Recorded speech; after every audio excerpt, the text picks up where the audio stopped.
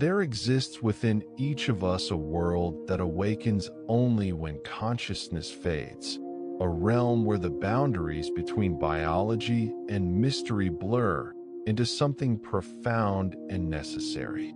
Every night, as darkness settles and your eyelids grow heavy, you stand at the threshold of an extraordinary transformation. The brain you use to navigate your waking world, with all its logic and vigilance, prepares to become something entirely different. This is not a shutting down, not a simple powering off of systems.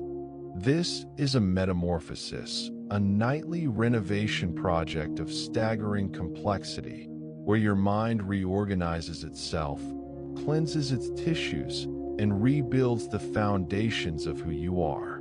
Tonight, we will journey together through this landscape of sleep, exploring the intricate architecture that supports every dream, every memory consolidation, every moment of restoration. We will discover why sleep is not merely rest, but perhaps the most active state your brain will ever enter, a state where the true work of being human takes place in the quiet hours when the world believes you've simply stopped existing for a while.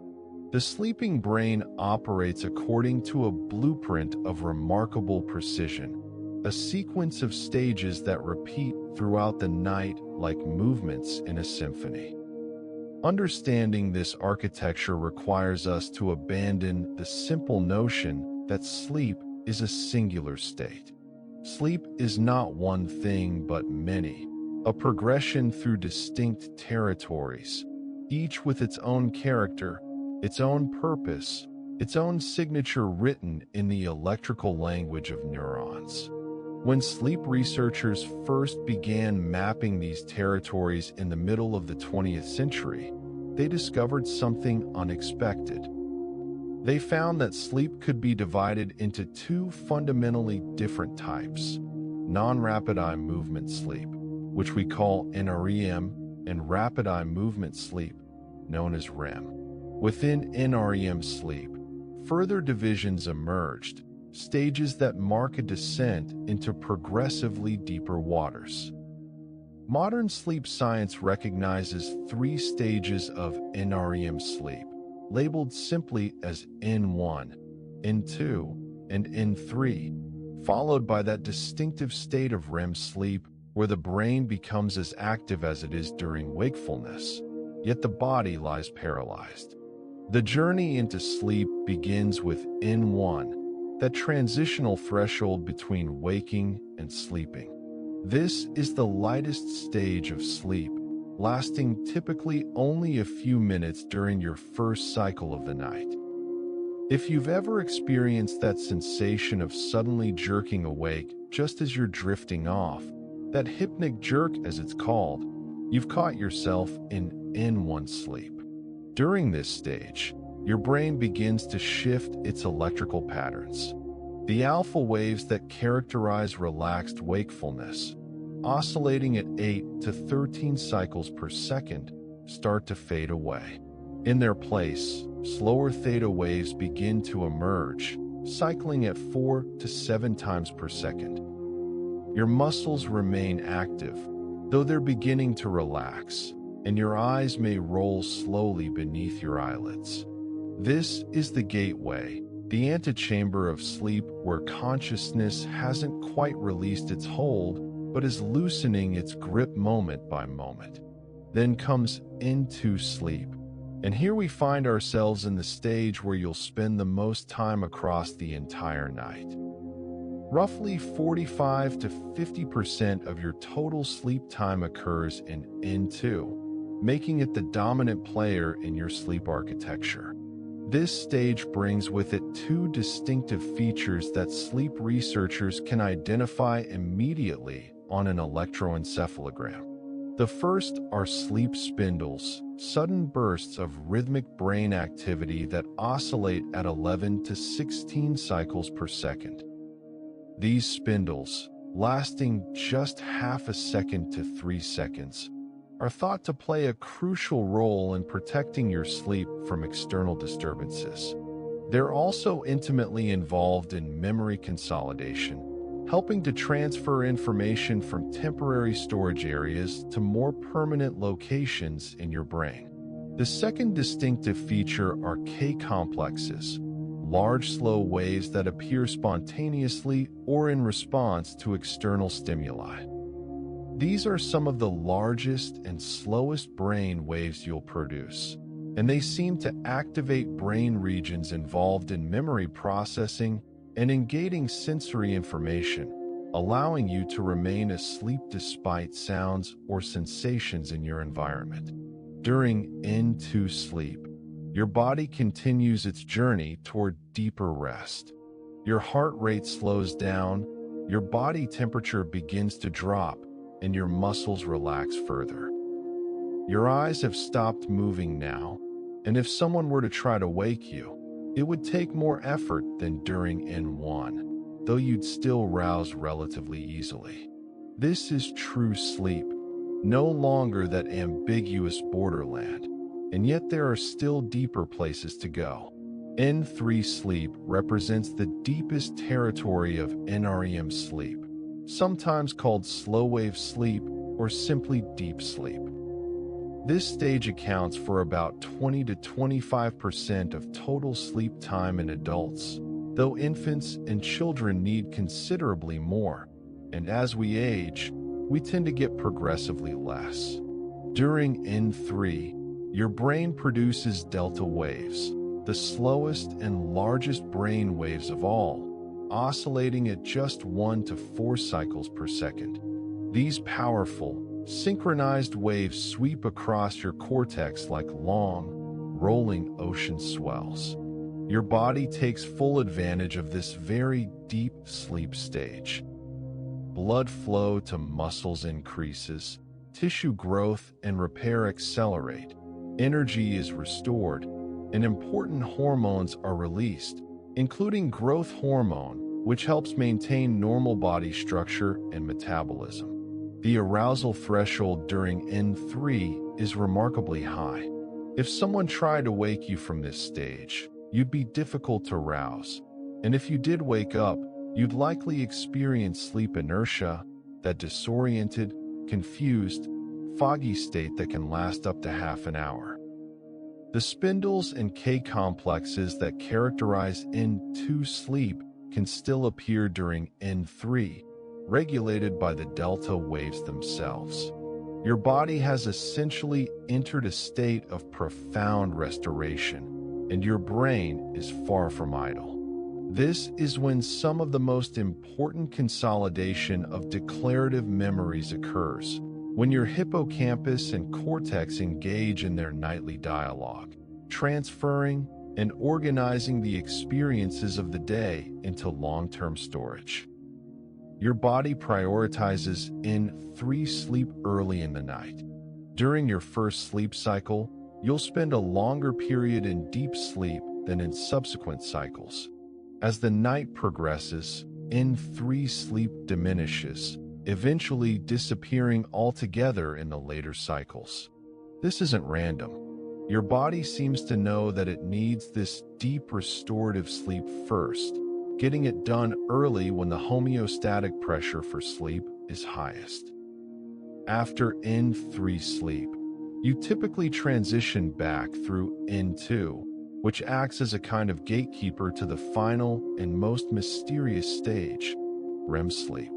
Rapid eye movement sleep earns its name from the most obvious feature visible to an observer, the rapid, darting movements of the eyes beneath closed lids. But REM sleep is far more than just moving eyes. During REM, your brain becomes extraordinarily active, producing brain wave patterns that look remarkably similar to waking consciousness. The low-voltage, mixed-frequency activity on an electroencephalogram during REM sleep could easily be mistaken for the pattern of an alert, awake brain, were it not for the context. Yet while your brain blazes with activity, your body experiences something called atonia, a temporary paralysis of your voluntary muscles. This paralysis is not complete. Your diaphragm continues its essential work of breathing, and your eyes move freely, but your arms, legs, and trunk muscles become effectively disconnected from motor commands. This is a profound safety mechanism, preventing you from physically acting out your dreams. The combination of high brain activity and muscle paralysis has led scientists to call REM sleep paradoxical sleep, a state of being that seems to contradict itself. REM sleep typically makes up about 20 to 25% of your total sleep time, though this varies across the lifespan. Newborns spend roughly half their sleep time in REM, a proportion that declines with age. Your first REM period of the night is usually brief, perhaps only 5 to 10 minutes, but as the night progresses, each subsequent REM period grows longer, with the final REM period before waking potentially lasting up to an hour. This means REM sleep predominates in the last third of your sleep period, especially in the early morning hours. During REM sleep, your brain's activity involves specific patterns of activation and deactivation across different regions. Areas including the pons in your brainstem, the thalamus, the basal forebrain, the amygdala involved in emotional processing, the hippocampus crucial for memory, the anterior cingulate cortex, and temporal-occipital areas all show increased activity. Meanwhile, your dorsolateral prefrontal cortex, the region associated with logic, planning, and executive control, along with your posterior cingulate gyrus, precuneus, and inferior parietal cortex, all decrease their activity. This pattern of activation creates a brain state unlike anything you experience while awake, a state where emotional and sensory processing runs at full intensity while logical constraints fade into the background. This is the neural architecture of dreaming, where narratives unfold without the usual reality checks, where emotions intensify, and where impossible things become temporarily possible. These stages, N1, N2, N3, and REM, don't occur just once per night. Instead, you cycle through them repeatedly, though not in a simple linear progression. A typical cycle lasts about 90 to 120 minutes, and you'll complete 4 to 6 complete cycles across a normal night's sleep. The first cycle of the night is usually around 70 to 100 minutes long, while subsequent cycles extend to 90 to 120 minutes. The composition of each cycle shifts as the night progresses. Early cycles contain more N3 deep sleep and shorter REM periods. As dawn approaches, N3 sleep may disappear entirely, while REM periods grow longer and longer. This cycling architecture isn't arbitrary. Each stage serves specific functions that the brain and body require, and the changing proportions across the night reflect changing priorities. Early night sleep, rich in slow-wave activity, appears optimized for physical restoration and certain types of memory consolidation. Late-night sleep, dominated by REM, serves different purposes, including emotional processing and other forms of memory work. The brain orchestrates this nightly progression with remarkable precision, a precision that speaks to the fundamental importance of sleep for human survival and function. The discovery of this sleep architecture revolutionized our understanding of what happens during those seemingly unconscious hours. Sleep isn't a uniform state of reduced brain activity. It's a carefully choreographed sequence of distinct brain states, each with its own electrical signature, its own hormonal milieu, its own patterns of regional brain activity, and its own contributions to health and cognition. When we speak of getting a good night's sleep, we're really talking about successfully navigating this architecture, completing enough cycles with adequate time in each stage to allow the brain and body to complete their essential work. Disruptions to this architecture, whether from sleep disorders, environmental factors, or lifestyle choices, can have profound consequences that ripple through every aspect of our waking lives. Beneath the electrical architecture of sleep stages lies a deeper layer of organization, a chemical choreography involving dozens of neurotransmitters and neuromodulators that determine whether you're awake or asleep, alert or drowsy, conscious or unconscious. Understanding sleep requires understanding this chemical symphony, the way different substances wax and wane across the 24-hour cycle, creating the conditions that allow sleep to occur and then to progress through its various stages. The story of sleep chemistry begins with a fundamental tension in the brain, a constant tug-of-war between systems that promote wakefulness and systems that promote sleep. During your waking hours, clusters of neurons scattered through your brainstem and hypothalamus release a cocktail of wake-promoting chemicals. Norepinephrine flows from the locus coeruleus, a small nucleus in your pons whose neurons project throughout the entire brain. Serotonin emerges from the raphe nuclei, another set of brainstem structures. Histamine, that same chemical involved in allergic reactions elsewhere in your body, is released from the tuberomammillary nucleus of your posterior hypothalamus. Dopamine from the ventral tegmental area adds its contribution. Orexin, also called hypocretin, flows from neurons in your lateral hypothalamus, coordinating and stabilizing the wake state.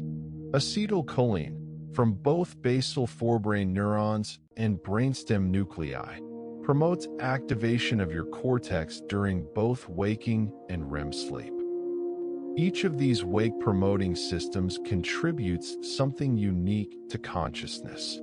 The norepinephrine system helps you respond to novel or important stimuli, maintains vigilance, and promotes cognitive flexibility.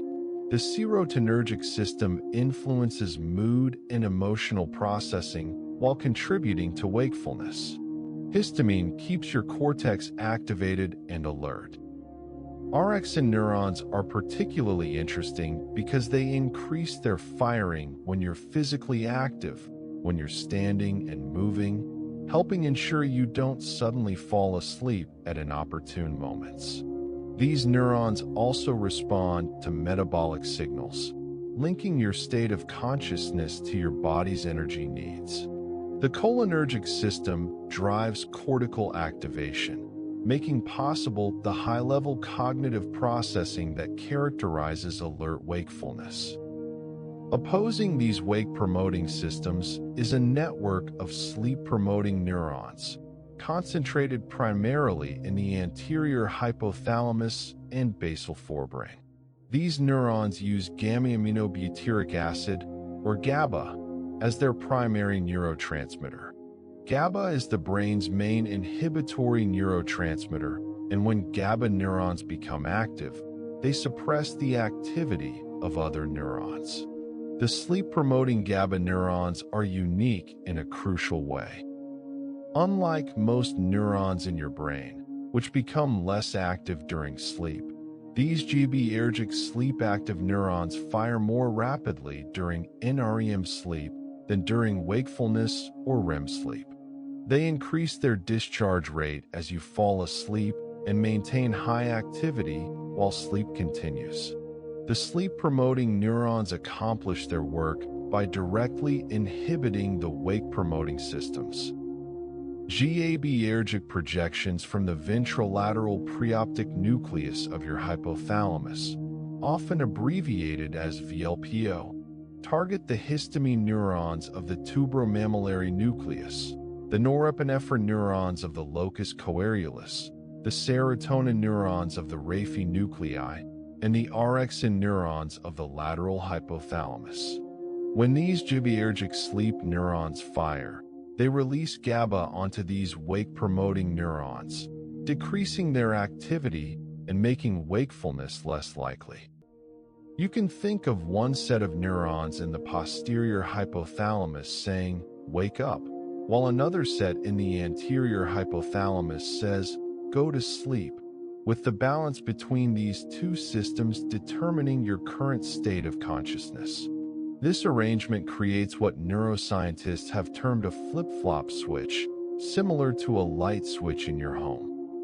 Just as a light switch tends to be either fully on or fully off, without spending much time in intermediate positions, your brain tends to be either awake or asleep rather than stuck in some ambiguous in-between state. The flip-flop arrangement happens because the wake-promoting and sleep-promoting systems mutually inhibit each other. The wake system inhibits the sleep system, and the sleep system inhibits the wake system. This mutual inhibition creates a self-reinforcing situation where whichever system is currently dominant tends to suppress its opposition, making the dominant state stable. When you're awake, the wake systems are active and keep the sleep systems quiet. When you're asleep, the sleep systems are active and keep the wake systems quiet. But what causes the flip-flop switch to flip? What allows the sleep system to overcome the wake system as night approaches? This is where another crucial chemical enters the story, adenosine. Throughout your waking day, as your neurons consume energy in the form of adenosine triphosphate, or ADP, a byproduct accumulates in certain areas of your brain. That byproduct is adenosine itself. Adenosine levels build up progressively the longer you stay awake, creating an increasing pressure towards sleep that sleep researchers call the homeostatic sleep drive. Adenosine promotes sleep through multiple mechanisms. It directly inhibits wake-promoting neurons, particularly the cholinergic neurons in your basal forebrain and the orexin neurons in your lateral hypothalamus. At the same time, adenosine sends excitatory signals to the sleep-promoting neurons of the preoptic area, increasing their activity.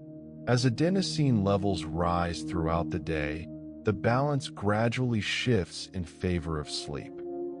The wake-promoting systems become increasingly inhibited, the sleep-promoting systems become increasingly activated, and eventually the flip-flop switch flips, consciousness fades, and sleep begins.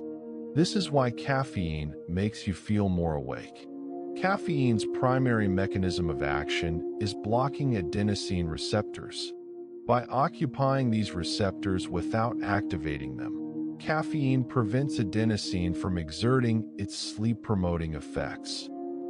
The adenosine is still there, still accumulating, but it can't do its job of making you sleepy because caffeine is blocking its access to the receptors. When the caffeine eventually wears off, all that accumulated adenosine can suddenly bind to receptors, which is why people sometimes experience a caffeine crash. During sleep itself, the chemical landscape shifts dramatically. The wake-promoting systems largely fall silent. Norepinephrine neurons stop firing or reduce their activity to very low levels. Serotonin neurons become quiet. Histamine neurons shut down. Orexin neurons decrease their output. But the pattern isn't identical across all sleep stages. During NREM sleep, particularly deep sleep, all these wake-promoting systems are suppressed. The brain is dominated by the inhibitory influence of GABA and by another neuropeptide called galanine, which is co-released with GABA from some sleep-promoting neurons and further reinforces the sleep state. But when REM sleep arrives, the chemical picture changes again. The cholinergic system, which was quiet during deep NREM sleep, roars back to life. Acetylcholine release in your cortex during REM sleep reaches levels as high as, or even higher than during wakefulness. This acetylcholine activation from brainstem nuclei, particularly the pedunculopontine tegmental nucleus and laterodorsal tegmental nucleus, drives many of the characteristic features of REM sleep, including the cortical activation, the rapid eye movements, and the muscle autonia. The cholinergic system activates your thalamus and cortex via several pathways, creating the activated brain state that characterizes REM. Meanwhile, the monoaminergic systems, the neurons that release norepinephrine, serotonin, and histamine, remain silent during REM sleep. They're inhibited by GABAergic neurons just as they were during NREM sleep. This cessation of monoaminergic activity during REM is actually necessary for REM sleep to occur properly. Studies have shown that when GABA is applied to the regions containing norepinephrine and serotonin neurons, it triggers REM sleep, demonstrating that shutting off these systems is part of the mechanism that generates REM. The absence of norepinephrine and serotonin during REM may also contribute to some of the distinctive features of dreaming, such as the reduced logic and weakened memory formation that characterize dream experiences. This switching between NREM and REM sleep across the night is controlled by a kind of reciprocal inhibition between different sets of neurons. During NREM sleep, the GABAergic neurons that inhibit the monoaminergic wake systems are active. During REM sleep, a different set of neurons, including cholinergic neurons and neurons in the pons that generate the specific features of REM, become active while the monoaminergic systems remain inhibited. The back and forth between these systems creates the cycling pattern you experience across the night. Other chemical factors modulate this basic architecture. Melatonin, produced by your pineal gland in response to darkness, doesn't directly cause sleep in the way many people think. Instead, melatonin acts more like a chemical signal of darkness, helping to synchronize your internal clock with the external day-night cycle.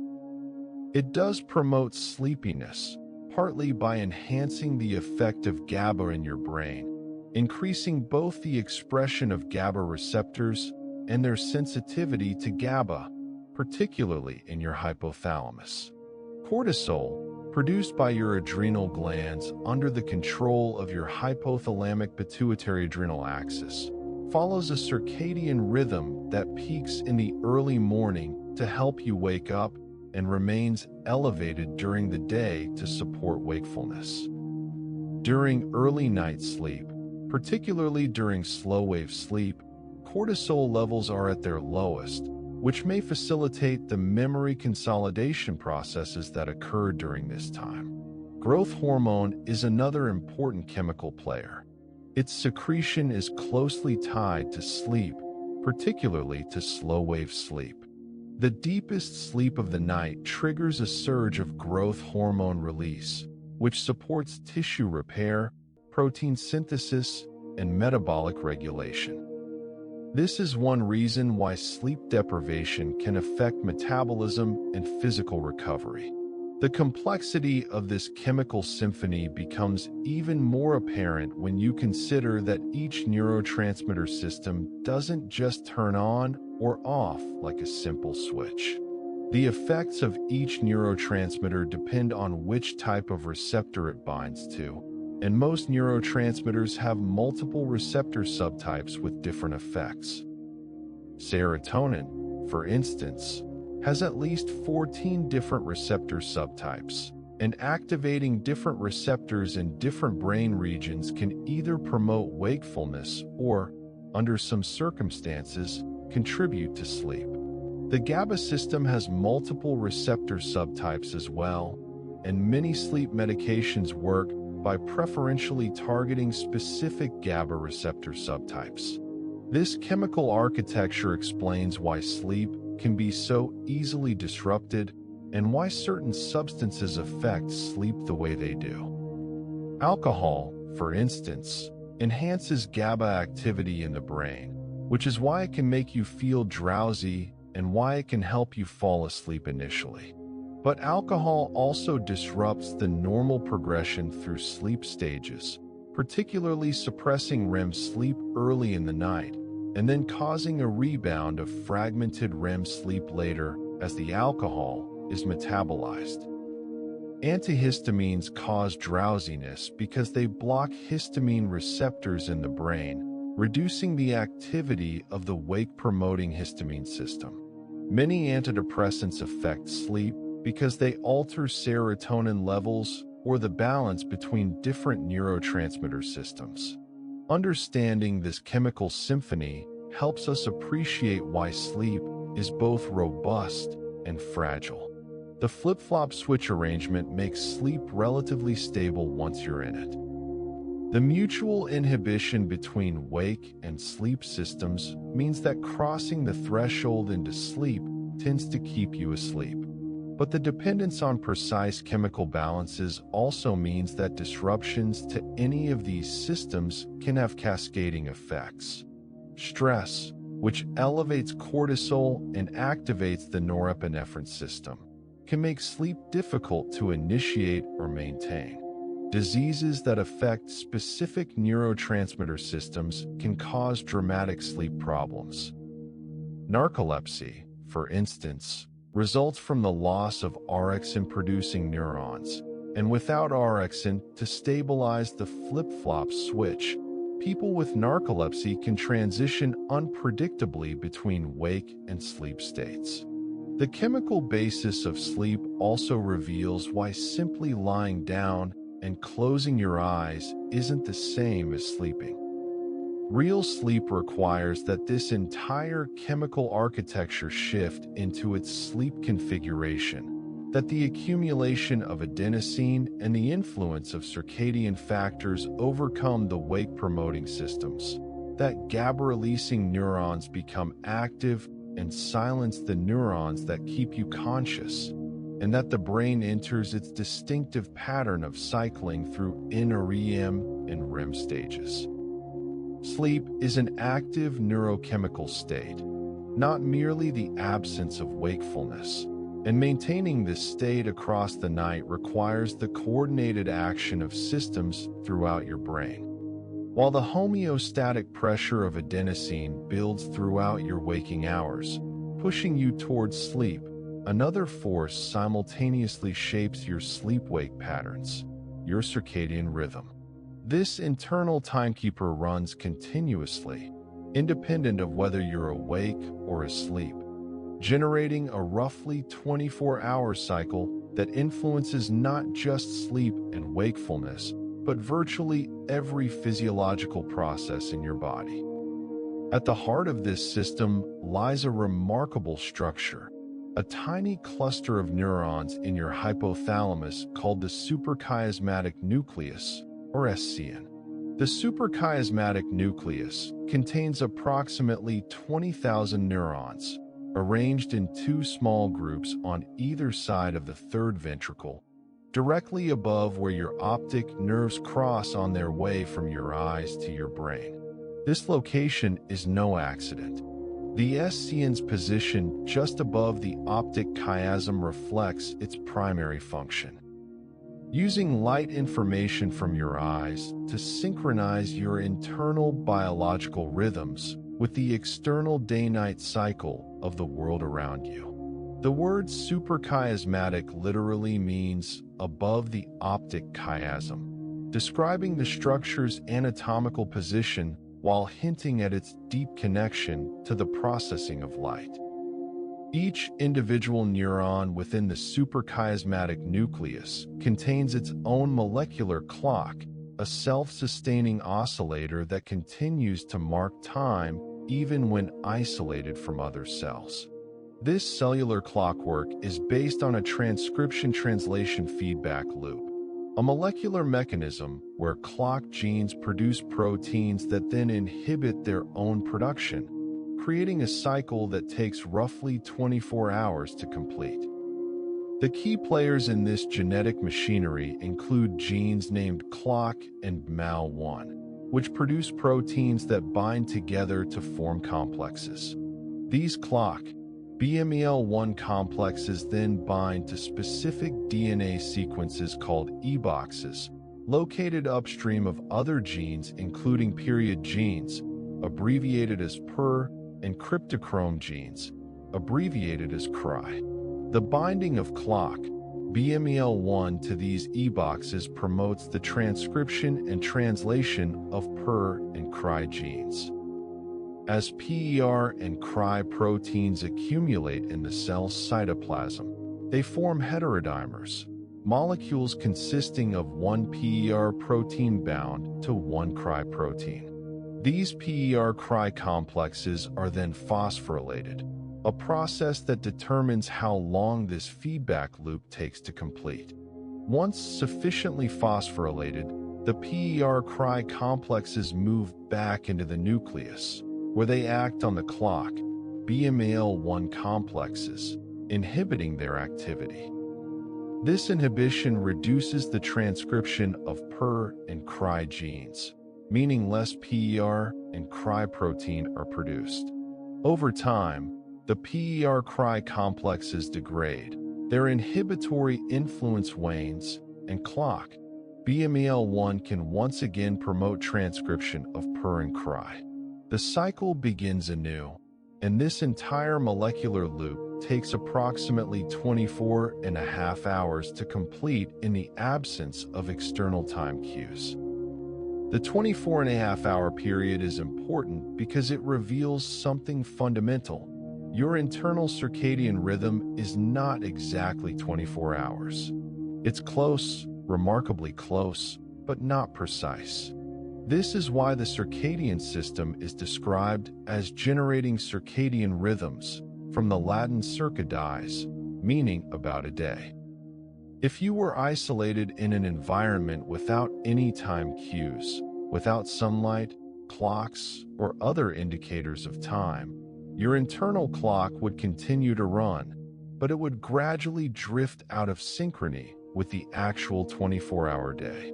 After several days, you might find yourself feeling sleepy in the middle of what would be afternoon in the outside world, or wide awake at what would be 3 in the morning. To prevent this drift, your SCN must be reset each day, entrained to the external day-night cycle. The primary Zeitgeber, or time giver, that performs this reset is light.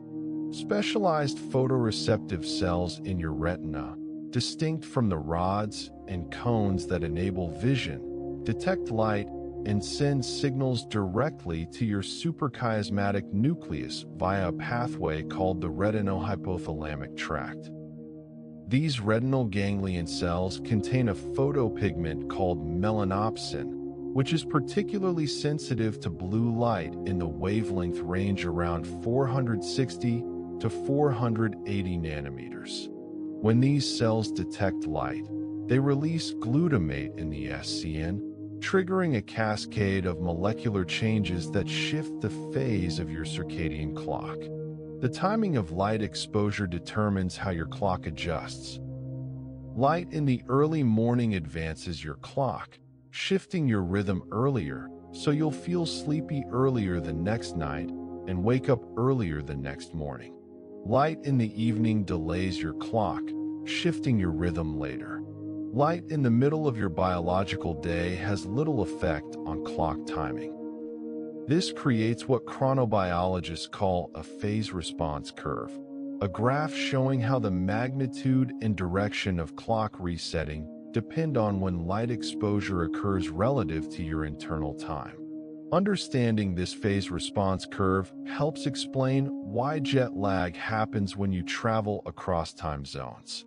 Your circadian clock needs several days to fully adjust to the new light-dark schedule, and during that adjustment period, your internal time and external time are misaligned. The SCN doesn't just reset itself based on light. It also generates output signals that coordinate the timing of other physiological processes throughout your brain and body. The SCN projects to nearby hypothalamic regions, particularly to an area called the subparaventricular zone, which then relays circadian timing information to other brain areas. Through these connections, the SCN influences the timing of sleep and wakefulness, the daily rhythm of body temperature, the secretion of hormones including cortisol and melatonin, the patterns of feeding behavior, and countless other processes. One crucial pathway involves the SCN's control of melatonin production. The SCN sends signals through a multi-step pathway that eventually reaches your pineal gland, a small endocrine structure located deep in your brain. During the day, the SCN inhibits melatonin production, keeping levels low. As darkness falls and less light reaches the melanopsin-containing retinal cells, the SCN releases its inhibition, and the pineal gland begins secreting melatonin into your bloodstream. Melatonin levels rise during the night and fall during the day, creating a hormonal signal that reflects your internal circadian time. This melatonin signal then feeds back to influence various body systems, reinforcing the circadian message and coordinating peripheral clocks in organs throughout your body. The SCN itself is organized into distinct subregions with different properties and functions. The ventrolateral core region of the SCN receives direct input from the retinohypothalamic tract and contains neurons that produce neuropeptides including vasoactive intestinal peptide, abbreviated as VIP, and gastrin-releasing peptide, abbreviated as GRP. These core neurons are directly responsive to light and are thought to be responsible for receiving environmental time cues and initiating the resetting process.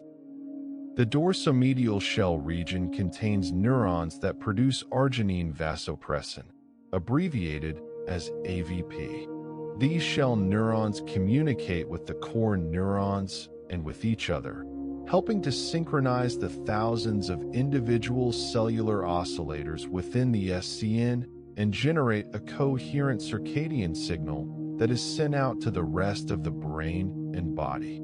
The electrical activity of SCN neurons follows a circadian rhythm, even when isolated from external inputs. During your subjective daytime, SCN neurons fire action potentials at a high rate, reaching a peak around midday.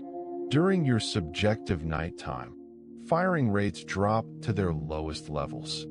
This spontaneous rhythm of electrical activity persists for weeks in isolated tissue, demonstrating that the timekeeping mechanism is truly intrinsic to the neurons themselves, not dependent on external cues. However, the synchronization between neurons, the coordination that allows thousands of individual oscillators to work together as a unified clock, does depend on communication between neurons, particularly through the release of neuropeptides like VIP. When neuroscientists disrupted the VIP signaling pathway in experimental animals, the individual neurons of the SCN continued to oscillate, but they lost synchrony with each other. Some neurons would be at their peak of activity while others were at their trough, and the SCN as a whole failed to produce a coherent circadian signal. This resulted in fragmented sleep-wake patterns and loss of normal circadian organization. The VIP pathway appears essential for maintaining the internal coherence of the master clock, allowing it to speak with one voice rather than thousands of slightly different voices. The circadian system extends beyond just the SCN. Nearly every cell in your body contains clock genes and can generate circadian oscillations. Your liver, kidneys, heart, lungs, muscles, and other organs all have their own peripheral clocks.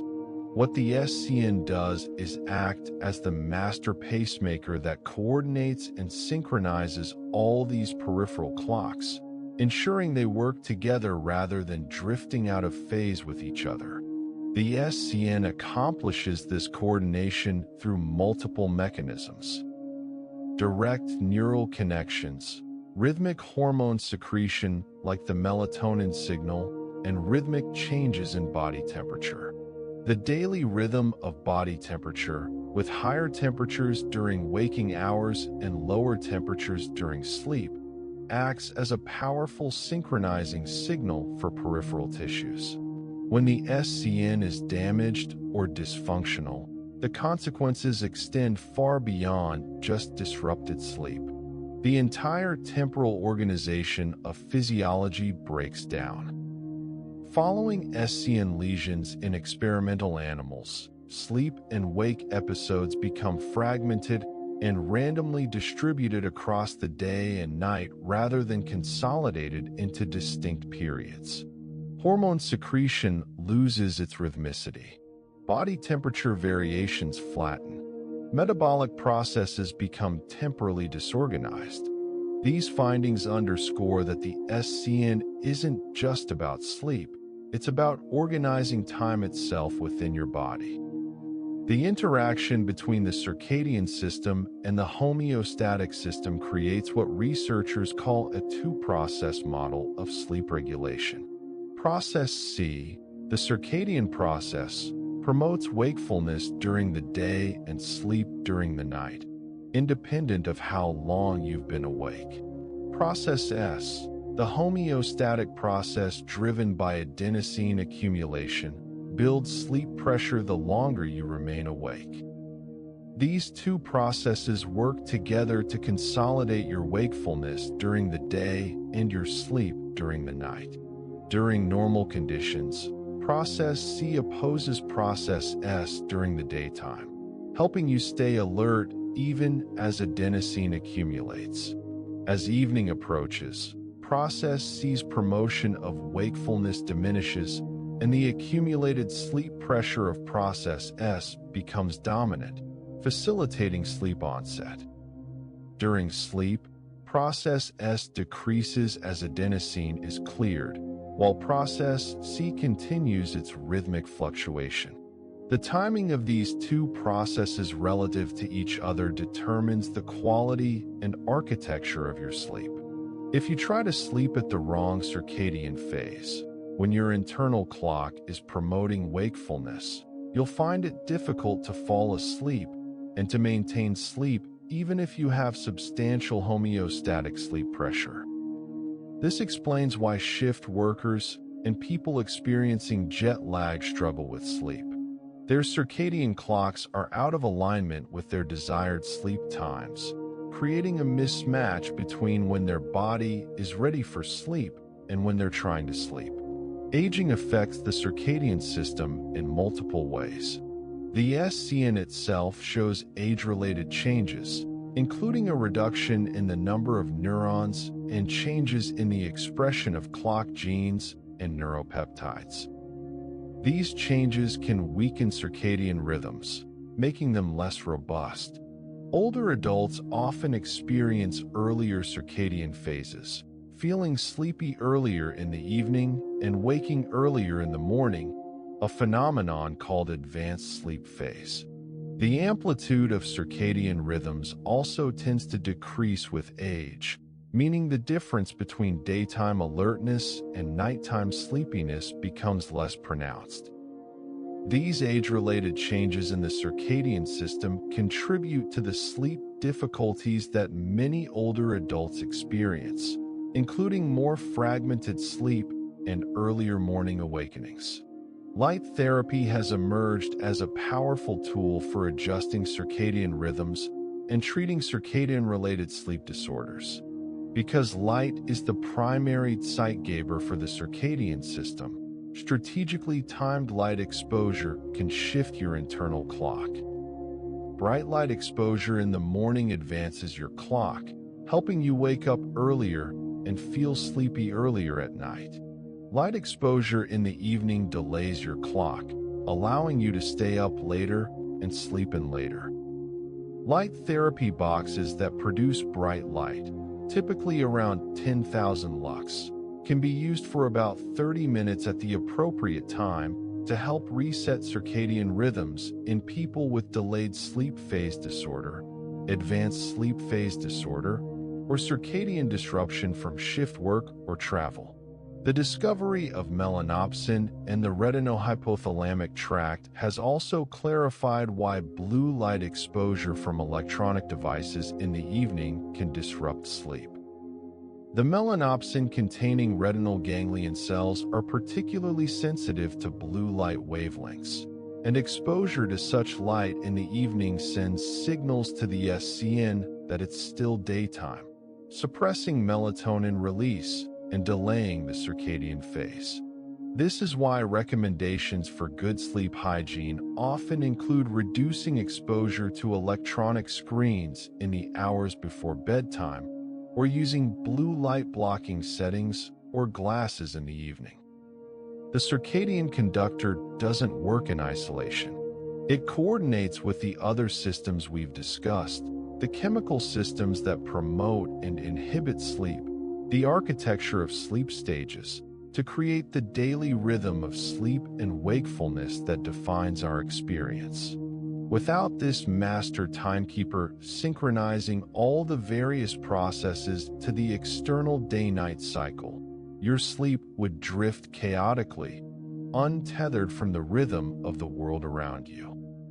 The SCN ensures that when night falls, your body is prepared for sleep, and when dawn arrives, you're ready to wake. It is the conductor of the circadian symphony, keeping all the instruments playing in time, creating the temporal order that makes organized life possible. While you sleep, your brain engages in one of its most critical functions, consolidating the memories you formed during the day, transforming them from fragile, temporary traces into stable, long-lasting records. This process isn't a simple recording or filing away of information. It's an active, complex transformation that involves the coordinated activity of multiple brain regions, the replay of neural patterns, and the selective strengthening and weakening of synaptic connections. Sleep doesn't just preserve memories, it reorganizes them, extracts their meaning, integrates them with existing knowledge, and in some cases, enhances them beyond their original state. The story of sleep and memory begins in a structure deep within your temporal lobes called the hippocampus. This seahorse-shaped structure is essential for forming new memories of facts and events, what neuroscientists call declarative or explicit memories. Throughout your waking hours, as you experience the world, the hippocampus rapidly encodes these experiences, creating neural representations that link together the various features of each event. Where you were, what you saw, what you heard, what you thought, what emotions you felt. All of these elements are bound together in the hippocampus into a coherent memory trace. But these initial hippocampal memories are fragile and temporary. The hippocampus has limited storage capacity, and if memories remain there permanently, the system would quickly become saturated. More importantly, hippocampal memories are vulnerable to interference from new learning and to degradation over time. For memories to persist, they must undergo a process called systems consolidation, where they're gradually transferred from the hippocampus to the neocortex, the outer layers of your brain that provide vast storage capacity for long-term memories. Sleep, particularly the deep slow-wave sleep of NREM stage 3, is when this system's consolidation primarily occurs. During slow-wave sleep, your hippocampus and cortex engage in an intricate dialogue. The hippocampus spontaneously reactivates the neural patterns that were formed during your waking experiences, effectively replaying your memories. This replay isn't a perfect reproduction. It's typically faster than the original experience, compressed in time. These hippocampal replays occur during sharp wave ripples, brief bursts of high-frequency electrical activity that sweep through the hippocampus. When a sharp wave ripple occurs, neurons that were active together during a learning experience fire together again in the same sequence, replaying the memory. These hippocampal replays don't occur in isolation. They're coordinated with two other types of oscillations that characterize NREM sleep: slow oscillations and sleep spindles. Slow oscillations, the large, slow delta waves that define deep sleep, reflect the synchronized activity of millions of cortical neurons alternating between active states and quiet states roughly once per second. Sleep spindles, those brief bursts of activity we discussed earlier, oscillate at a much faster frequency.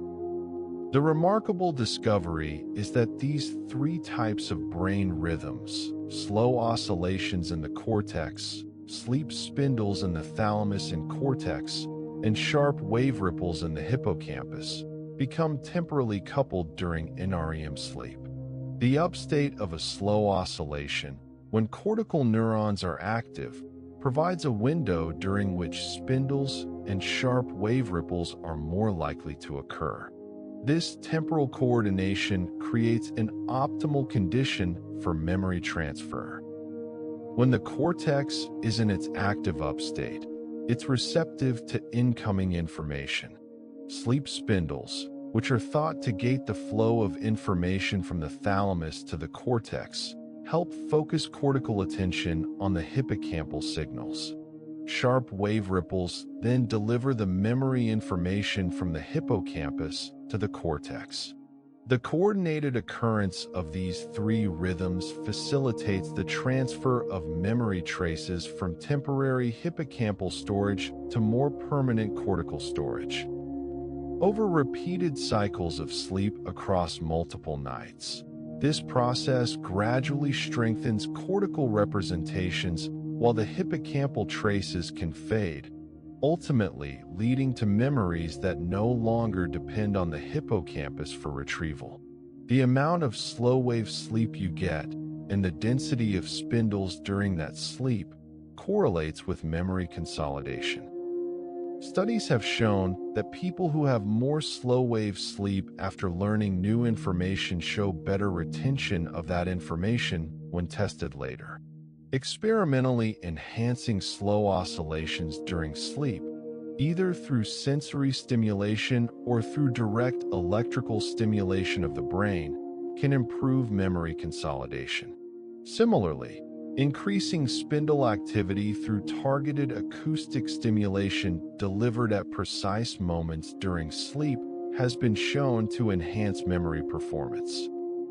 But memory consolidation during sleep isn't limited to NREM stages. REM sleep also plays a crucial role, particularly for certain types of memories. While NREM sleep seems especially important for consolidating declarative memories, facts, and events, REM sleep appears to be particularly important for procedural memories, the memories of how to do things, the skills and motor sequences you learn.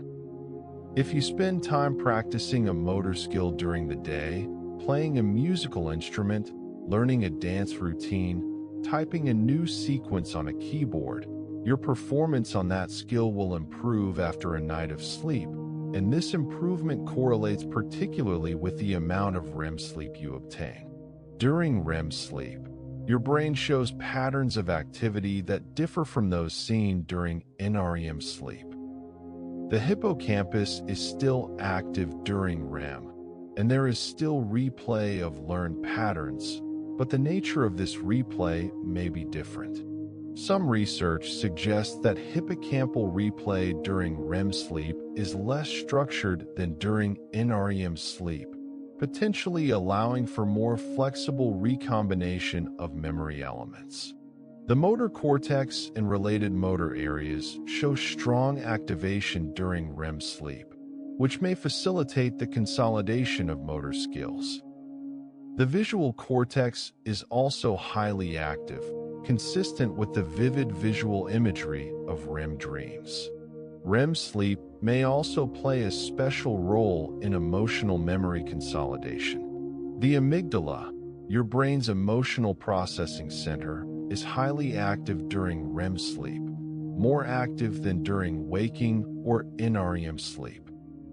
This heightened amygdala activity, combined with decreased activity in the prefrontal cortex, which normally regulates emotional responses, creates conditions that may facilitate the processing of emotional experiences. Studies have found that REM sleep preferentially strengthens the emotional components of memories, while simultaneously reducing the emotional reactivity associated with those memories. This process may help you extract the useful information from emotional experiences while reducing their disturbing emotional impact, a form of emotional regulation that occurs automatically during sleep. The selective nature of memory consolidation during sleep is particularly fascinating. Not all memories are consolidated equally. Your brain appears to prioritize certain types of information for consolidation during sleep, strengthening some memories while allowing others to fade. Information that you consciously know will be tested later, information that has emotional significance, information that fits into existing knowledge structures, and information that you retrieved or rehearsed more during the learning period, all show enhanced consolidation during subsequent sleep. This selectivity suggests that sleep consolidation isn't a passive process, but an active, intelligent system that strengthens the memories most likely to be useful while pruning away less important information. Some theories propose that this selective consolidation serves an important function beyond simply managing limited storage capacity. By strengthening certain memories and weakening others, sleep may help extract generalizable knowledge from specific experiences. When your hippocampus replays memories during sleep, the cortex can detect patterns and regularities across multiple experiences, essentially performing a kind of statistical learning that extracts the common features and rules while discarding the idiosyncratic details. This process may be how you form abstract concepts and generalized knowledge from specific instances. Sleep also appears to facilitate creative problem-solving and insight. There are numerous anecdotal reports throughout history of people solving difficult problems during sleep or immediately upon waking. Scientific studies have confirmed that sleep can indeed enhance insight and creative thinking.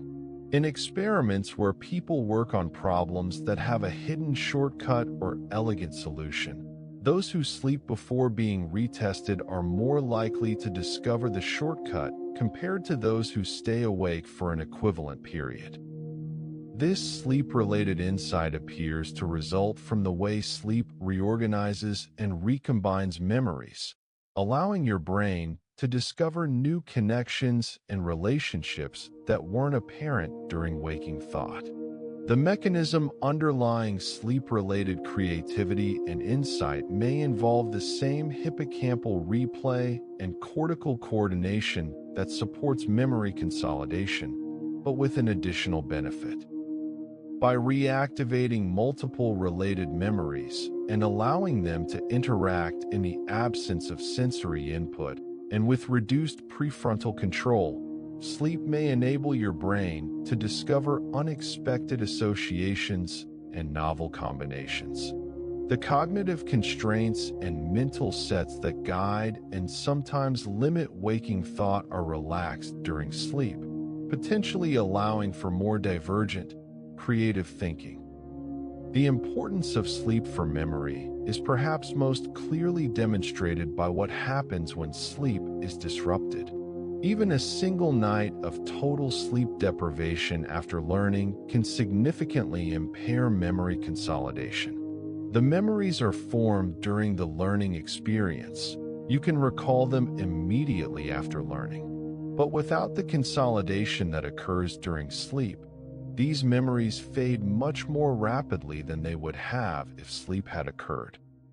Chronic partial sleep deprivation, getting consistently less sleep than you need over weeks or months, produces cumulative deficits in memory and cognitive function.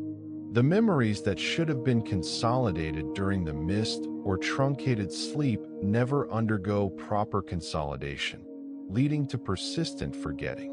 Sleep's role in memory has important practical implications.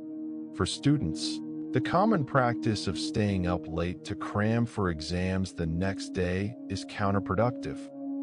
The information might make it into short-term memory in time for the test, but without adequate sleep, it won't be properly consolidated into long-term memory, and much of it will be forgotten soon after.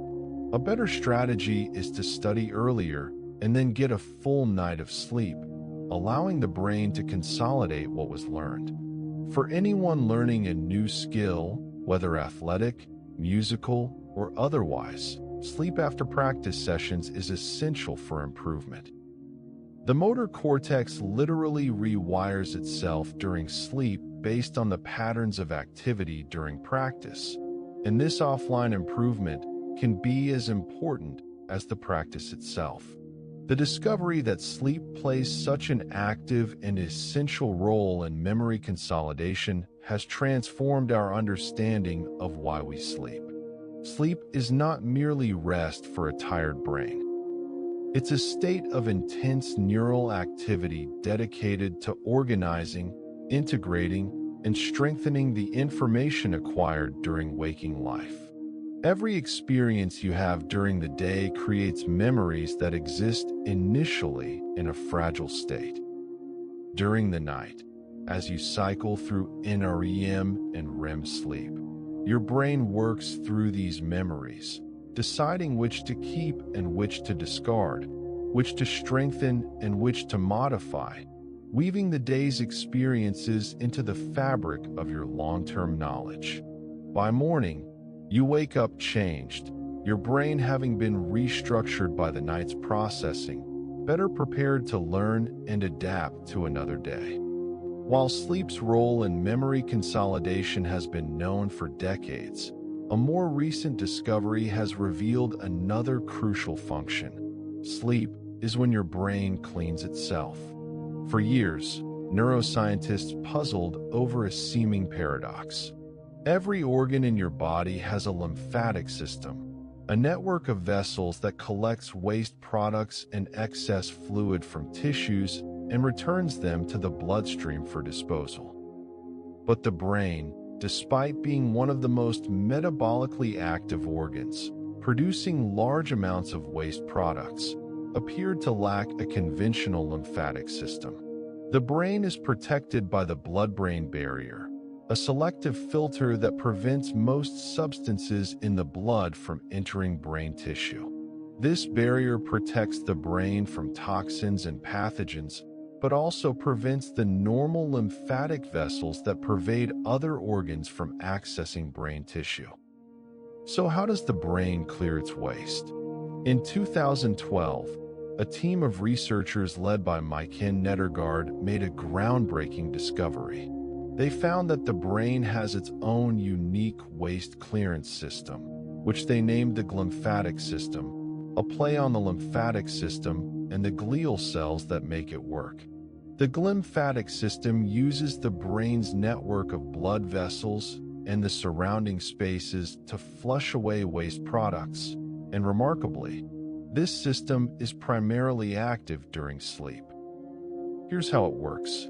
Your brain tissue is permeated by tiny spaces called the interstitial space, the fluid-filled gaps between neurons and glial cells. Throughout the day, as neurons consume energy and synthesize proteins, waste products accumulate in this interstitial fluid. These wastes include metabolic byproducts like lactate, proteins including beta-amyloid, which is implicated in Alzheimer's disease, and other potentially toxic substances that need to be removed for the brain to function properly. Surrounding your brain and spinal cord is cerebrospinal fluid, abbreviated as CSF, a clear liquid that fills the ventricles inside your brain and the subarachnoid space surrounding it. The glymphatic system works by circulating this cerebrospinal fluid through the brain tissue, using it to flush out the interstitial waste. The process begins with CSF flowing into the brain along the outside of arteries, in spaces called perivascular spaces or Virchow-Robin spaces. These are tiny channels that surround the blood vessels as they penetrate into brain tissue. The CSF moves from these perivascular spaces into the brain tissue itself, facilitated by a special water channel protein called aquaporin 4 or AQP4. Aquaporin 4 channels are located on the end feet of astrocytes, star-shaped glial cells whose processes contact both blood vessels and neurons. Astrocyte end feet surrounding blood vessels are densely packed with AQP4 channels, creating a high permeability gateway that allows CSF to move efficiently from the perivascular spaces into the interstitial space of brain tissue. Once in the interstitial space, the inflowing CSF mixes with and dilutes the accumulated waste products. This mixture then flows through the tissue, driven by pressure gradients and possibly by the pulsation of blood vessels, which may act like a pump. The fluid and waste mixture is then collected along the perivascular spaces surrounding veins and drains out of the brain, either into the cervical lymphatic vessels or into venous blood, carrying the waste products away for disposal. The remarkable aspect of the glymphatic system is how its efficiency changes between waking and sleeping. During wakefulness, glymphatic clearance is relatively slow. But during sleep, particularly during NREM sleep, the efficiency of this waste clearance system increases dramatically, roughly doubling or more compared to the waking state. How does sleep enhance glymphatic function? The key appears to be changes in the size of the interstitial space. During sleep, the volume of the interstitial space increases by approximately 60% compared to waking. This expansion creates more space for CSF to flow through, significantly increasing the convective flow and therefore the rate at which waste is cleared. What causes this expansion of interstitial space during sleep? The exact mechanisms are still being investigated, but it appears to involve a decrease in the activity of the noradrenergic system during sleep. Norepinephrine, which is released from the locus coeruleus during waking, helps maintain the cells of the brain in their waking configuration. When norepinephrine levels drop during sleep, astrocytes and neurons may undergo subtle changes in their size or shape that increase the gaps between them. Additionally, the reduction in neural activity during certain stages of sleep, particularly during slow-wave sleep, when neurons synchronously alternate between active and quiet states, may create conditions that facilitate fluid flow. The glymphatic system's enhanced activity during sleep has profound implications for brain health. One of the waste products that accumulates in the interstitial space during waking is beta-amyloid, a protein fragment that, when it aggregates into plaques, is a hallmark of Alzheimer's disease. Studies in animals have shown that sleep deprivation reduces glymphatic clearance of beta amyloid, leading to increased accumulation of this protein in the brain. Conversely, enhancing sleep, particularly slow-wave sleep, increases beta amyloid clearance. In humans, even a single night of sleep deprivation has been shown to increase beta amyloid levels in the brain, as measured by PET imaging. Chronic sleep deprivation or disrupted sleep over years could therefore lead to progressive accumulation of beta amyloid and potentially increase the risk of developing Alzheimer's disease. Indeed, epidemiological studies have found associations between poor sleep and increased risk of dementia later in life. While these studies show correlation rather than causation, the glymphatic hypothesis provides a plausible mechanism. Inadequate sleep leads to inadequate waste clearance, which leads to accumulation of toxic proteins, which contributes to neurodegeneration. The glymphatic system clears more than just beta amyloid. It removes a wide variety of waste products, including tau protein, another protein implicated in Alzheimer's and other neurodegenerative diseases, as well as lactate, ions, and other metabolic byproducts. The glymphatic system essentially gives the brain a nightly bath, washing away the molecular debris that accumulates during the intense metabolic activity of waking life. This cleansing process may be as fundamental to sleep's restorative function as memory consolidation. The position you sleep in may even affect glymphatic clearance efficiency. Studies in rodents have found that sleeping in a lateral position, on the side, results in more efficient glymphatic clearance compared to sleeping on the back or stomach. While it's uncertain whether this finding applies to humans, it raises the intriguing possibility that sleep position might influence long-term brain health through its effects on waste clearance. Factors that disrupt sleep may also disrupt glymphatic function. Sleep apnea, a condition where breathing repeatedly stops and starts during sleep, fragments sleep architecture and prevents sustained periods of deep sleep. People with sleep apnea show evidence of reduced glymphatic clearance and are at increased risk for cognitive decline and dementia. Treating sleep apnea with continuous positive airway pressure, or CPAP, therapy improves sleep quality and may help restore normal glymphatic function, potentially reducing dementia risk. Aging appears to affect the glymphatic system as well. Aquaporin, 4 channels, so critical for glymphatic function, show altered distribution in the aging brain, with reduced polarization to astrocyte infeed. This change may reduce the efficiency of CSF interstitial fluid exchange and contribute to reduced glymphatic clearance in older adults. The age-related decline in glymphatic function might partially explain why sleep becomes less restorative with age and why the elderly are at increased risk for neurodegenerative diseases. The discovery of the glymphatic system has added a new dimension to our understanding of why sleep is essential. Beyond its roles in energy restoration, memory consolidation, and synaptic homeostasis, sleep is when the brain literally cleanses itself, removing the toxic debris that accumulates as an inevitable consequence of neural activity.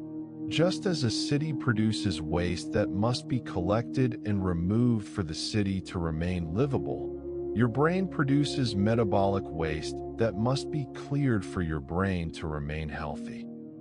The glymphatic system is the brain's sanitation service, and sleep is when this service operates at full capacity. This cleaning function may be one reason why sleep deprivation feels so terrible and impairs cognitive function so dramatically. When you don't sleep enough, waste products accumulate in your brain tissue, potentially interfering with normal neural function. Conversely, the refreshed, clear-headed feeling you experience after a good night's sleep may reflect not just restored energy and consolidated memories, but also a brain that has been thoroughly cleaned, its interstitial spaces flushed clear of metabolic waste, its neurons able to function in a cleaner environment. The glymphatic system reminds us that the brain is not just an information processing device, but a living biological organ with metabolic needs and waste products. Sleep addresses these biological requirements, providing the conditions necessary for the brain to maintain itself, to clear away the molecular detritus of waking life, ensuring that each day you wake with a brain that's not only rested but literally cleansed, ready to think clearly and function optimally. Now, let us journey together into the realm of sleep itself, experiencing the transformation that occurs as consciousness fades and the architecture of sleep unfolds. Find yourself in a comfortable position, releasing the tensions that the day has woven into your muscles, allowing your body to settle into complete rest. Your breathing slows naturally, finding its own rhythm, effortless and calm. With each exhale, you release a little more of the waking world, letting go of thoughts that no longer serve you in this moment of transition. As your eyelids grow heavy and finally close, you stand at the threshold of stage 1 sleep, that gentle border between waking and sleeping. Your alpha waves, those rhythmic oscillations of 8 to 13 cycles per second that characterized your relaxed waking state, begin to fade away like music gradually diminishing in volume. In their place, slower theta waves emerge, cycling 4 to 7 times per second, the first whispers of sleep's approach. You might notice, if any part of you remains aware, that your thoughts are beginning to drift, becoming less anchored to logic and reality, more dreamlike, more fluid. Images might appear spontaneously, fragments of scenes that have no clear connection to your current circumstances, brief glimpses into the threshold state where consciousness begins to dissolve. Your muscles, which have been holding you upright or in position all day, finally receive permission to truly relax.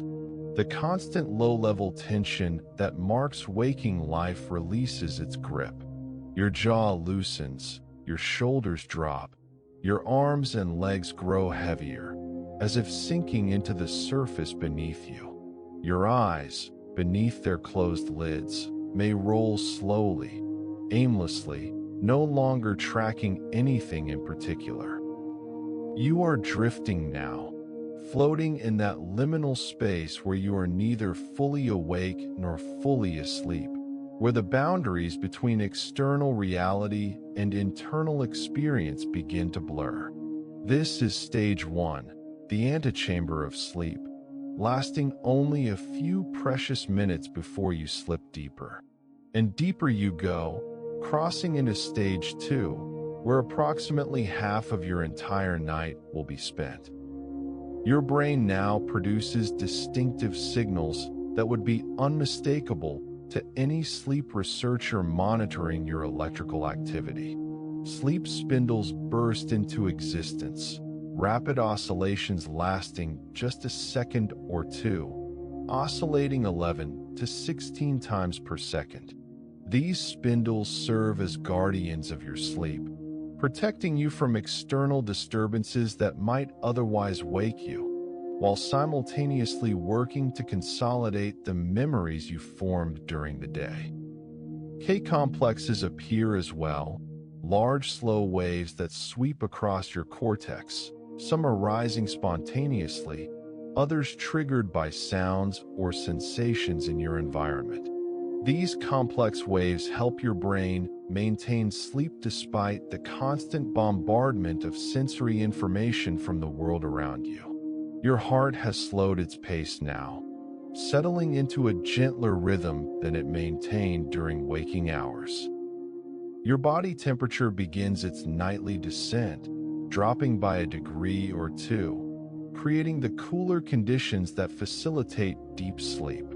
Blood flow patterns shift throughout your body, prioritizing different organs and tissues than during waking. Your breathing has become regular and even, each breath following the last in a predictable pattern. Your respiratory system freed from the voluntary control and emotional influences that affect breathing during waking hours. You are truly asleep now, no longer in that ambiguous borderland, and your brain knows it. The neurotransmitter systems that promote wakefulness, those neurons in your brainstem and hypothalamus that release norepinephrine, serotonin, and histamine, have fallen silent or nearly so. The GABAergic neurons that promote sleep have taken command, inhibiting the wake systems, maintaining the state of sleep through their constant vigilant activity. Time passes in stage 2, perhaps 15 or 20 minutes in this your first cycle of the night, and then something shifts. Your brain descends deeper still, entering stage 3, the realm of slow-wave sleep where restoration occurs at its most profound level. The delta waves begin, massive, slow oscillations, just 1 to 4 cycles per second, sweeping across your cortex like long, rolling swells across a vast ocean. These are the largest, slowest brain waves you will ever produce, and they represent millions of your cortical neurons firing together in near-perfect synchrony, alternating between active states and silent states, creating a rhythm that defines deep sleep. In this deep place, you are remarkably difficult to rouse. If someone spoke your name, if a moderate sound occurred nearby, you might not respond at all. Your brain has set its threshold for awakening high, requiring strong or particularly salient stimuli to pull you back to consciousness. And if you were awakened from this stage, you would not immediately return to normal alert waking. Instead, you would experience sleep inertia, that confused, foggy, disoriented state where thinking feels difficult and your awareness seems clouded, a state that might persist for minutes or even half an hour before finally clearing. Your brain protects this deep sleep stage, resisting interruption, because the work happening here is too important to be easily disrupted. Blood flow to your muscles increases during deep sleep, bringing oxygen and nutrients that support tissue growth and repair. If you engaged in physical activity today, if you challenged your muscles and created tiny tears in muscle fibers that need healing, this is when that healing accelerates. Growth hormone surges from your pituitary gland, released in pulses that coordinate with your slow-wave sleep, supporting not just growth in children, but tissue maintenance and metabolic regulation in adults. Your immune system receives support during deep sleep, with cytokines and other immune factors showing altered patterns that help fight infections and maintain immune surveillance. Your body is taking advantage of this deep rest to perform maintenance, to repair damage, to restore energy reserves that were depleted during your waking hours. But your brain is far from idle during this deep sleep stage. Within your hippocampus, sharp-wave ripples begin to occur, brief bursts of high-frequency activity where hundreds or thousands of neurons fire in rapid sequence. These ripples represent your hippocampus spontaneously replaying the experiences of your day, reactivating the neural patterns that were formed during learning. If you studied new information today, if you had significant experiences, if you learned a new skill or navigated a new environment. The neural traces of those experiences are being replayed now, compressed in time, occurring much faster than the original experiences. This replay doesn't happen in isolation. It's coordinated with sleep spindles generated by your thalamus and cortex, and with the slow oscillations that define this stage. When your cortex reaches the active up state of a slow oscillation, when it's most receptive to incoming information, that's when spindles and sharp wave ripples are most likely to occur. This temporal coordination creates optimal conditions for memory transfer, allowing the information replayed by your hippocampus to reach your cortex and begin the long process of systems consolidation. Your cortex receives these hippocampal signals and begins to strengthen its own synapses, creating more permanent representations of your memories.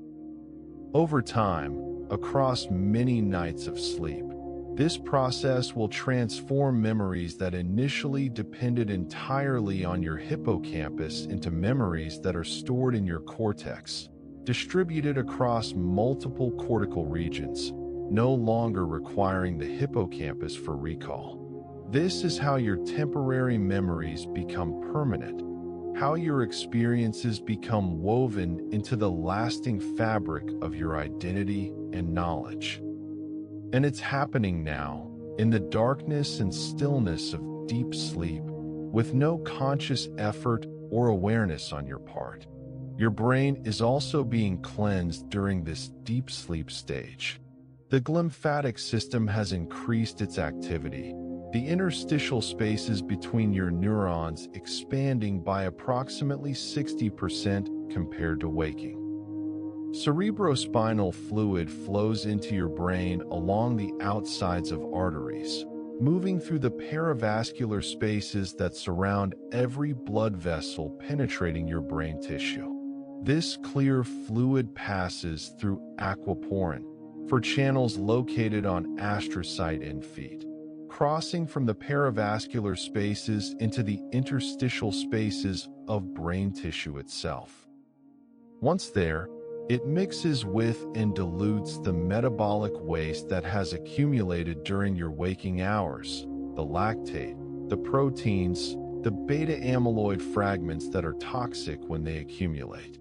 This fluid mixture then flows through your brain tissue, driven by pressure gradients and the pulsation of your blood vessels, carrying waste products along. The contaminated fluid is collected along the perivascular spaces surrounding veins and drains out of your brain, either into lymphatic vessels in your neck or directly into venous blood, removing the waste from your nervous system entirely. Your brain is literally bathing itself, flushing its tissues clean, clearing away the molecular debris that accumulated as an inevitable consequence of thinking and being conscious all day. This cleansing process is essential for brain health, and it operates at peak efficiency only during sleep, only when neural activity decreases and the interstitial spaces expand, creating the conditions necessary for effective waste clearance. Eventually, after perhaps 30 or 40 minutes in this deep slow-wave sleep, your first cycle begins to shift. You don't suddenly leap from deep sleep to REM sleep in one transition. Instead, you ascend slightly back into stage 2, passing through another period of sleep spindles and K-complexes, spending perhaps 5 or 10 minutes in this intermediate stage. And then, approximately 70 to 90 minutes after you first fell asleep, something remarkable happens. You enter REM sleep for the first time tonight. Your brain's electrical activity transforms dramatically, shifting from the large, slow delta waves of deep sleep to a pattern that looks remarkably similar to waking consciousness, a desynchronized mixture of different frequencies. If a sleep researcher were monitoring your brain waves without any other information, they might think you had just woken up. So active is your brain during REM sleep. But you haven't awakened. Your eyes are still closed, and now, beneath those closed lids, your eyes begin to move rapidly, darting back and forth in quick, saccadic movements that give this stage its name. Yet despite this brain activation and eye movement, your body has entered a state of paralysis. Your arms, your legs, your trunk muscles, all have become temporarily disconnected from motor commands, unable to move. Only your diaphragm continues its essential work of breathing, and your eyes remain mobile, free to track the internal imagery of your dreams. The pattern of brain activity during REM sleep is unlike anything you experience during NREM sleep. Your prefrontal cortex, the seat of executive control, logic, and self-awareness, remains largely quiet, continuing its rest that began back in deep sleep. But other regions are blazing with activity. Your amygdala, deep in your temporal lobe, has become extraordinarily active, more active than during waking, processing emotions with intensity and without the usual regulatory control. Your hippocampus maintains activity, continuing its memory work though in a different mode than during NREM sleep. Your visual cortex activates powerfully, generating vivid visual imagery despite the absence of any actual visual input from your closed eyes. Motor cortex and motor planning areas generate commands and imagery of movement, creating the sensation that you're moving, walking, running, flying, though your actual body remains paralyzed, unable to act out these phantom movements.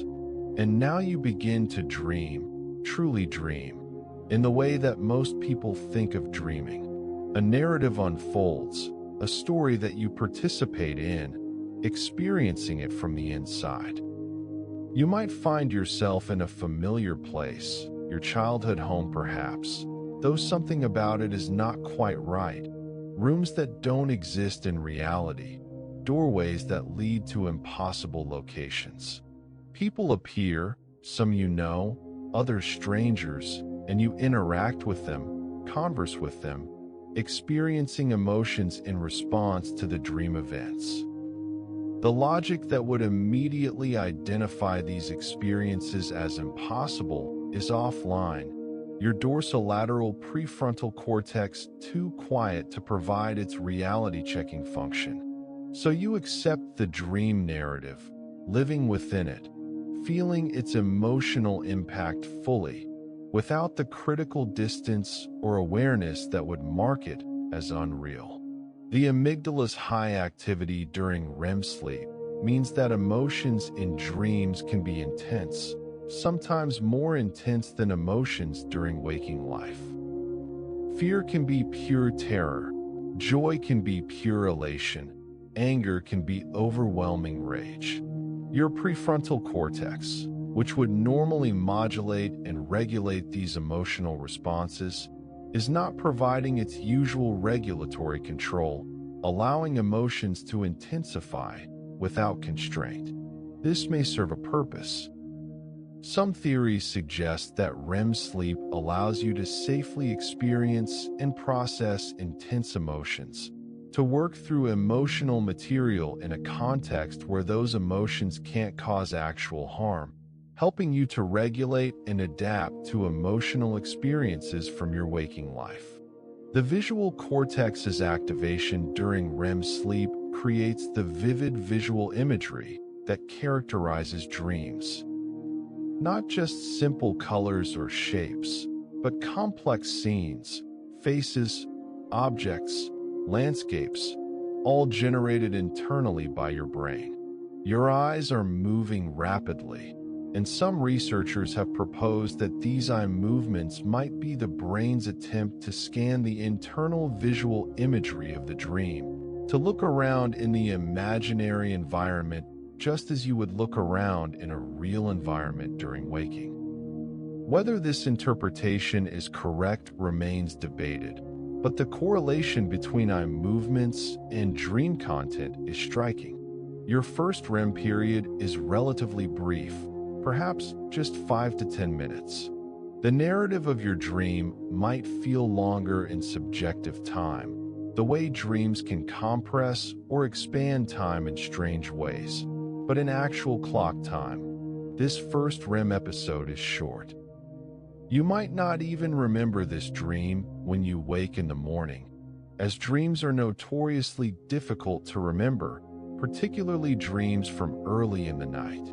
The absence of prefrontal cortex activity during REM sleep may contribute to poor dream memory formation. The hippocampus is active, but without prefrontal support, the encoding of dream experiences into lasting memories is impaired. This first REM period ends, and you cycle back into NREM sleep, returning to stage 2 for a while before perhaps descending briefly into stage 3 again. But you won't spend as long in stage 3 during this second cycle as you did during the first. Your brain has completed much of its essential deep sleep work during that first cycle, and the proportion of deep sleep decreases as the night progresses. The second cycle takes you through stage 2 again, and then back into another REM period, slightly longer this time, perhaps 15 minutes. And so the pattern continues, cycling between NREM and REM every 90 to 120 minutes, completing 4 or 5 or 6 cycles depending on how long you sleep. As dawn approaches, the character of your sleep changes noticeably. By your 4th or 5th cycle, you may no longer enter stage 3 at all, spending your NREM time entirely in the lighter stage 2. But your REM periods have grown considerably longer. The final REM period before waking might last 30 minutes or even an hour, a prolonged dream state that occupies much of the last part of your sleep. These later dreams tend to be more elaborate, more narrative, more bizarre, and more memorable than earlier dreams. If you wake naturally from REM sleep during one of these late-night dreams, you're much more likely to remember it, to carry the dream content with you into waking consciousness. Throughout this entire night, from the moment you first crossed the threshold into stage 1 until now as morning approaches, your brain has been working. While you experienced yourself as unconscious, as simply not there during sleep, your brain has been engaged in essential processes. It has consolidated your memories, transferring information from temporary storage to permanent storage, strengthening some synapses while weakening others, extracting patterns and rules from your specific experiences, integrating new information with old knowledge. It has processed emotional experiences, allowing your amygdala to work through feelings from the day while your prefrontal cortex takes a break from regulating and constraining those emotions. It has restored energy reserves, repaired cellular damage, synthesized proteins and other molecules needed for cellular function. It has cleaned itself, flushing waste products from interstitial spaces, preventing the accumulation of toxic substances that could impair function or contribute to disease. It has regulated hormones, supported immune function, maintained metabolic balance. Your circadian clock in the suprachiasmatic nucleus has continued its oscillation throughout the night, independent of whether you were awake or asleep, tracking time with its molecular machinery. And now, as dawn approaches and light begins to increase, receiving signals from your melanopsin-containing retinal cells that confirm the time, entraining your internal rhythm to the external day. Cortisol begins to rise, climbing toward its early morning peak that will help you wake up and maintain energy and alertness throughout the coming day. Melatonin, which rose as darkness fell last night and helped promote sleep onset, now begins to decline as light increases, releasing its sleep-promoting influence. The flip-flop switch in your hypothalamus, which flipped from wake to sleep last night as adenosine accumulated and circadian factors shifted, is preparing to flip back.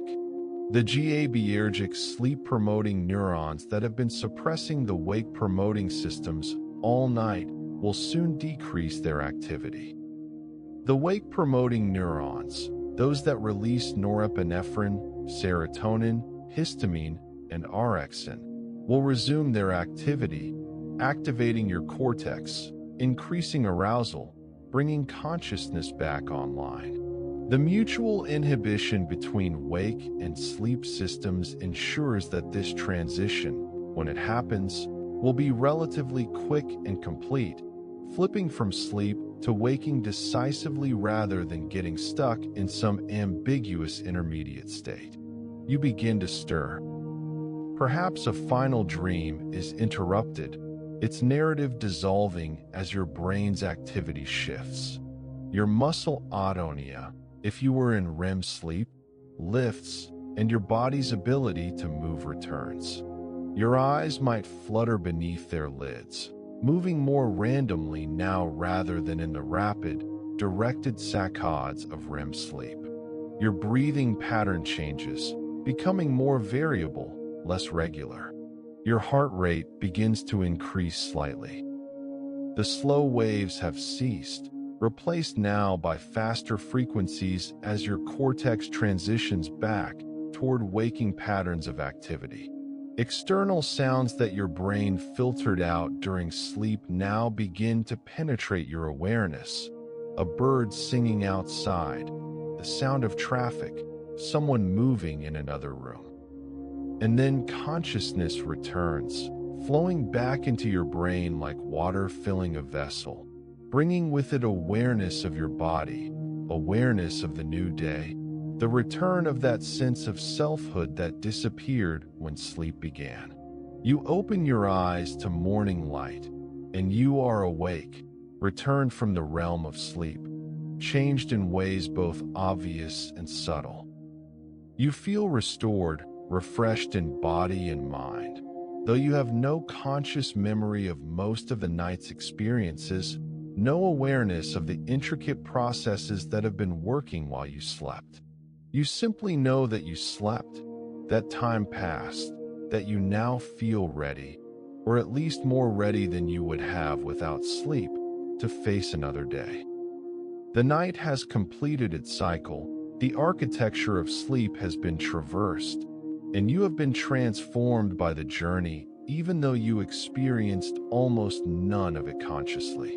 This is the mysterious magic of sleep, that so much happens while we are apparently absent, that our brains and bodies undergo such comprehensive maintenance and reorganization without our awareness or volition.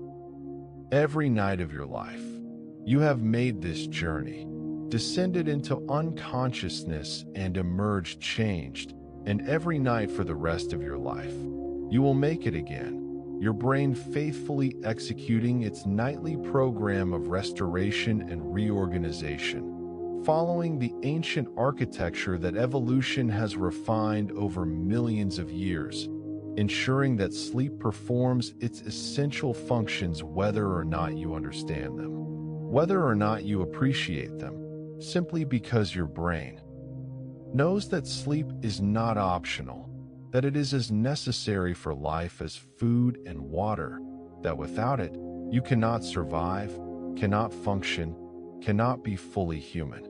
So as this day begins, remember that tonight, when darkness falls again and weariness returns, you will once more approach that threshold between waking and sleeping. You will cross it, descend through the stages, experience the cycling architecture, allow your brain to do its essential work. And you will emerge again the next morning, continuing the endless rhythm of waking and sleeping that defines our existence. The daily journey into unconsciousness that paradoxically maintains our consciousness. The nightly surrender of control that allows us to maintain control when awake. The most profound rest that enables the most vigorous activity. This is sleep. This is its architecture. This is its necessity. And this is why, every single night, we surrender ourselves to it, trusting in processes we don't consciously understand, confident that sleep will do what it has always done: preserve us, restore us, prepare us for another day of being awake, aware, and alive. The sleeping brain is not a brain that has simply shut down for the night, waiting passively until morning to resume its work. It is a brain actively engaged in different work that can only be done during sleep, work that is just as essential as anything we do while awake. Understanding this architecture, understanding these processes, should fill us with appreciation for those hours we spend unconscious. Sleep is not wasted time, not empty hours to be minimized or sacrificed to squeeze more productivity from our days. Sleep is when we become ourselves again, when we integrate the experiences of the day, when we physically and mentally renovate, when we prepare to be capable and functional human beings the next day. Modern society, with its artificial lights, its demands for constant productivity, its glorification of busyness and disparagement of rest, often treats sleep as an inconvenience, something to be managed and minimized. But the architecture of the sleeping brain reveals the folly of this approach. You cannot cheat sleep without consequences. You cannot consistently shortchange your brain of the time it needs to complete its essential cycles without paying a price in cognitive function, emotional regulation, physical health, and long-term disease risk. The sleeping brain is teaching us a lesson that our culture needs to learn. Rest is not laziness. Sleep is not weakness. Unconsciousness is not absence, but rather a different form of presence, a necessary journey into inner restoration, without which all our waking accomplishments become impossible. As you go about your day, carrying with you the restoration provided by last night's sleep, remember that your brain is already preparing for tonight. Adenosine is beginning to accumulate again, the homeostatic pressure for sleep gradually building with each passing hour. Your circadian clock continues to tick, tracking the time, preparing to signal that night is approaching. Your neurons are producing metabolic waste that will need to be cleared. Your experiences are forming memories that will need to be consolidated. Your emotions are being felt and will need to be processed. Your muscles are working and will need repair. All of this is creating the need for tonight's sleep, ensuring that when evening comes, you will once again feel that pull toward rest, that increasing difficulty in maintaining wakefulness, that readiness to surrender consciousness and enter the realm of sleep. And when you do, when you once again make that nightly journey, you can do so with understanding and appreciation. You can recognize that falling asleep is not simply checking out for the night, but rather checking into a different but equally important state. You can appreciate that the hours you spend unconscious are hours when your brain is working harder than you can imagine, performing tasks of staggering complexity, maintaining the very possibility of your waking life. You can rest in the confidence that your brain knows what it's doing, that the architecture of sleep has been perfected over evolutionary time, that by simply allowing sleep to happen, by giving it the time and conditions it requires, you are providing your brain with what it needs to keep you healthy, functional, and thriving. As we reach the end of this journey through the sleeping brain, we stand in awe of the complexity, the precision, the absolute necessity of sleep. From the electrical architecture of sleep stages, through the chemical symphony of neurotransmitters, past the circadian conductor keeping time, into the miraculous process of memory consolidation, down to the glymphatic cleaning system, and across the shifting landscape of regional brain activity, we have explored the many layers of what happens when we sleep.